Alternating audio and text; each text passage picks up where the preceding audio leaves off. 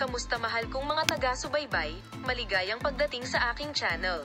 Ngayon ay magbabahagi ako ng bagong video para sa iyo.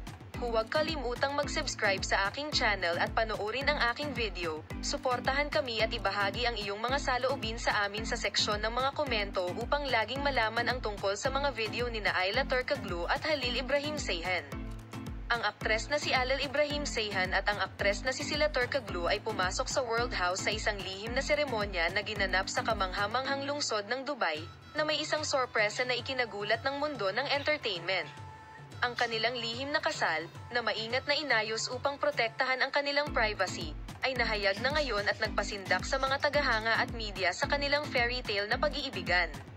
Kilala sa kanilang on-screen chemistry at hindi may kakaila na mga talento, nagawa ng mag-asawa na panatilihing lihim ang kanilang relasyon, na pumukaw ng labis na pag-usisa sa kanilang mga tagahanga.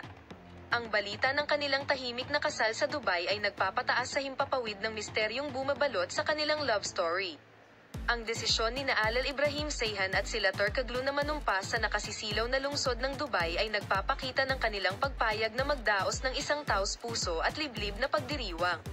Napapaligiran ng mga nakamamanghang tanawin at mararangyang setting na inaalok ng Dubai, tiniyak ng mag-asawa na ang kanilang espesyal na araw ay nananatiling isang lihim na malayo sa mga mata ng publiko. Habang mahigpit na itinatago ang mga detalye ng kasal, inihayag na sina Halil Ibrahim Ceyhan at Sila Turkoglu ay hindi nagligtas ng gastos upang lumikha ng isang mahiwagang karanasan.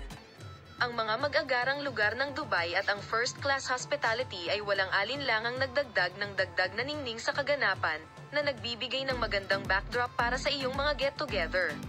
Salamat sa panonood ng aming video, sana makita ka sa mga bagong video. Bye!